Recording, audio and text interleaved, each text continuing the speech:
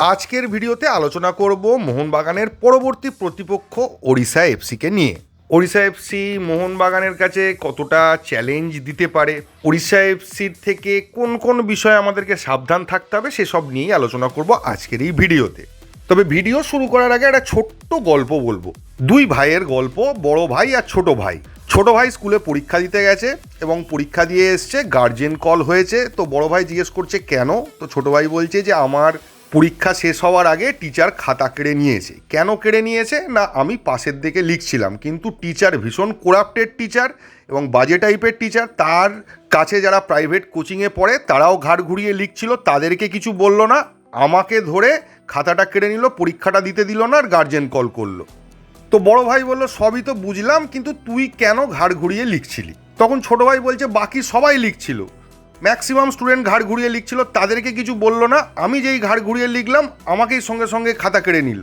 তো বড় ভাই বলল কে কি করছিল আমার জানার দরকার নেই, আমার জানার দরকার তুই কেন ঘাড় ঘুরিয়ে লিখছিলি। তুই যদি ঘাড় ঘুরিয়ে না লিখতিস, কোনো অন্যায় না করতিস, তাহলে তো আমার একটা বলার জায়গা থাকতো, কি আমি টিচারকে বলতে পারতাম, কিন্তু তুই কেন এটা করলি? তখন ছোট ভাই বলল আমি জানি তুই সব সময় টিচারকেই সাপোর্ট করিস, ওই ফালতু টিচার, করাপ্টেড টিচার, তাকে তুই প্রথম থেকে সাপোর্ট করে যাস, তুই টিচারকেই আমার থেকে বেশি ভালোবাসিস।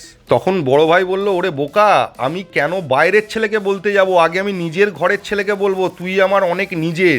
বাইরের ছেলে পরের ছেলে কি করলো না করলো আমার জানার কোনো দরকার নেই, আমার দরকার তোকে নিয়ে, তোকে আমি ভালোবাসি, তাই তোর বিষয়ে আমি কথা বলবো।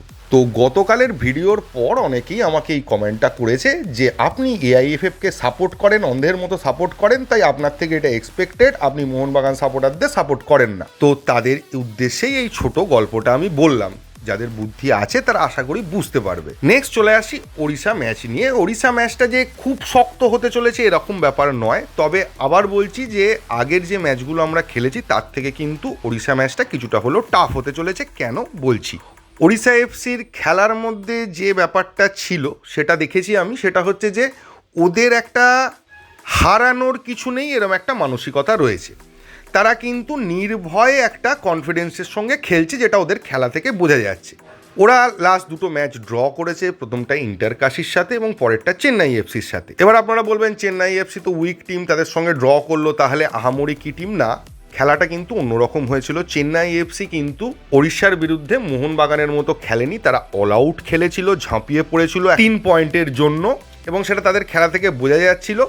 সেই অবস্থায় কিন্তু চেন্নাই এফসিকে তারা শুধু আটকায়নি, তাদের সঙ্গে সমানে সমানে লড়াই করেছে।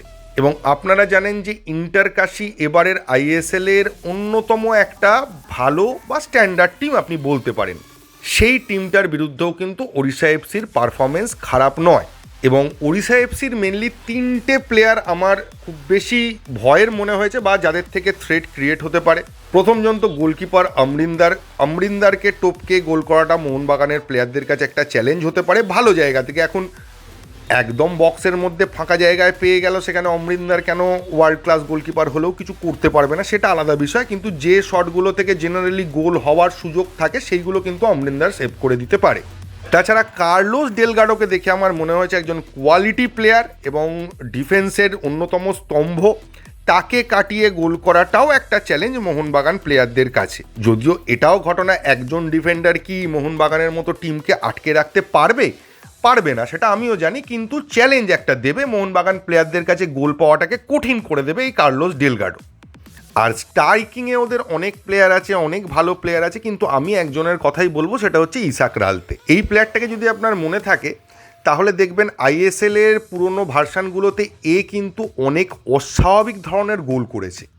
গত বছর থেকে সেই রকমভাবে গোল করতে না দেখা গেলেও এবং এবছর সেরকম সুযোগ না পেলেও এই প্লেয়ারটার মধ্যে কিন্তু সেই কোয়ালিটিটা আছে। মাঝমাঠ থেকে একটা কার্লিং শটে গোল করার যেরকম লিস্টান করতে পারে, কিন্তু যেহেতু ইন্ডিয়ান প্লেয়ার আপনি বলতে পারবেন না যে নামবে আর গোল করবে বা কনসিস্টেন্সি মেনটেন করবে, সেটা হয়তো হবে না, কিন্তু যেদিন সে জ্বলে উঠবে বা দুম করে একটা শট নেবে সেখান থেকে কিন্তু গোল করে দিতে পারে। তাই ইসাক রাল থেকে আমার অন্যতম থ্রেট মনে হয়েছে এই ওড়িশা এফসি ম্যাচে। তো এই 3জন প্লেয়ারকে কিন্তু চোখে চোখে রাখতে হবে।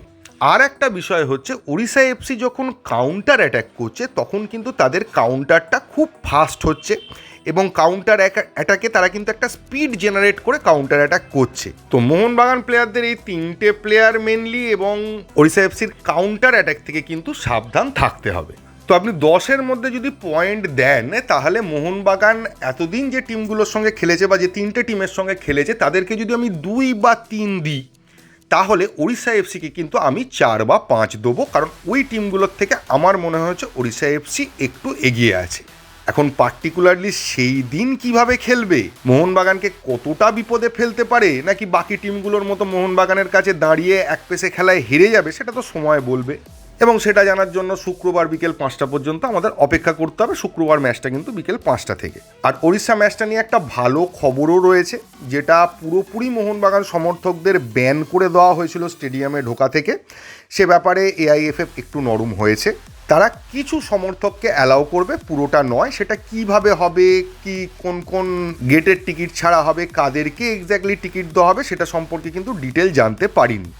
আগামীকাল মোহনবাগানের অ্যাসপেক্ট থেকে উড়িষ্যা ম্যাচটা কীরকম হতে চলেছে, মোহনবাগানের কী কী অ্যাডভান্টেজ রয়েছে, সেই সব নিয়ে আলোচনা করব পরবর্তী ভিডিওতে। এই ভিডিওতে এইটুকুই। থ্যাংক ইউ, ধন্যবাদ এবং জয় মোহনবাগান।